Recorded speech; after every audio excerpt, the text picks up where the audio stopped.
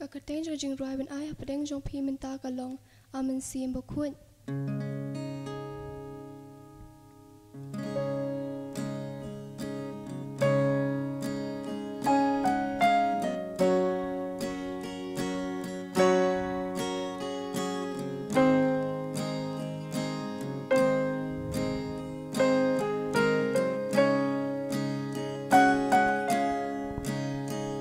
Amen sim bakun jeng kular jong u play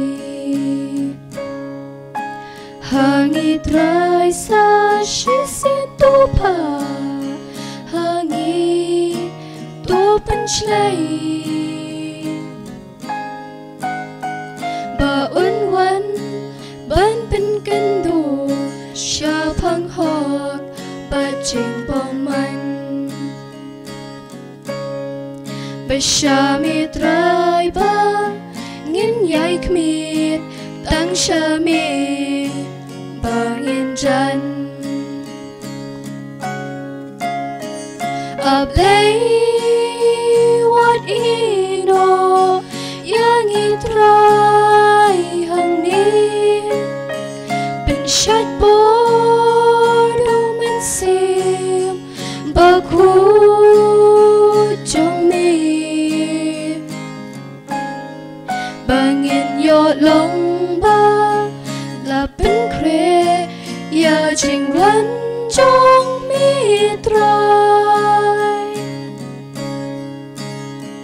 du men sim bakhu sa shi sim yang I to pen thamai ching long ba tlot trai ngi don ching du na u men sim trai ba mi ai ben ban ya le kai ha ki ching tha la per thei ya la jing em bên sirwa mình xiêm ba khut hangi ba mi ai ula stang kin ria atrai a play what ino yang I trai hangi ben chat bo sim bakhu trong mi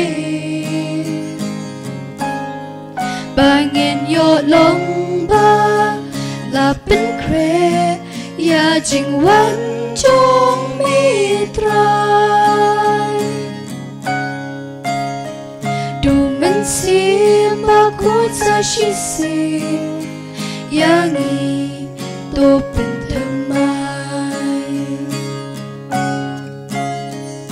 a play what ino yang I trai hang ni ben shat bo du men sim bakhu trong mi bangin yo long ba la pen kre ya jing wan trong mi trai du men sim bakhu sa shi sim yang I to pen thamai du men sim bakhu sa shi sim yang I to pen thamai nagabentaw from Blay amen.